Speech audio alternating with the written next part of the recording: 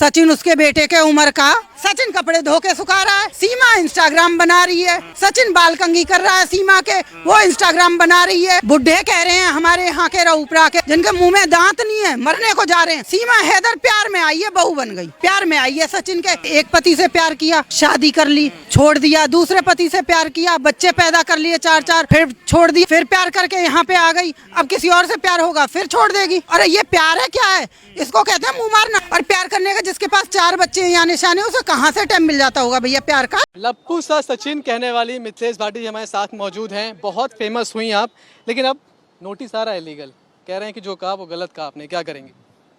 कुछ नहीं करेंगे, जब नोटिस आ जाएगा जब देखी जाएगी। क्या करेंगे? जेल भिजवा देंगे, फांसी लगवा देंगे, काला पानी पहुंचा देंगे, उससे ज्यादा तो कुछ होता नहीं है। लेकिन अगर लीगल नोटिस आ रहा है, लप्पू सा सचिन कहने वाली मिथिलेश भाटी हमारे साथ मौजूद हैं। बहुत फेमस हुई आप, लेकिन अब नोटिस आ रहा है लीगल, कह रहे हैं कि जो कहा वो गलत कहा आपने, क्या करेंगे? कुछ नहीं करेंगे, जब नोटिस आ जाएगा जब देखी जाएगी। क्या करेंगे? जेल भिजवा देंगे, फांसी लगवा के। बॉडी शेविंग की है मैंने, कोई बॉडी शेविंग नहीं की। नॉर्मल सी बात है, जो उस टाइम मेरे मुंह में आया गुस्से में मैंने वो बक दिया। और मैं, ये तो नॉर्मल से कमेंट है, लप्पू झिंगुर अपने बच्चों से भी कहती रहती हूँ, इसमें कोई ऐसी बड़ी इशू तो वाली बात तो है नहीं।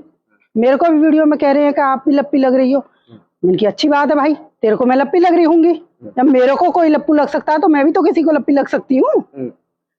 कि बॉडी शेविंग की है मैंने, कोई बॉडी शेविंग नहीं की।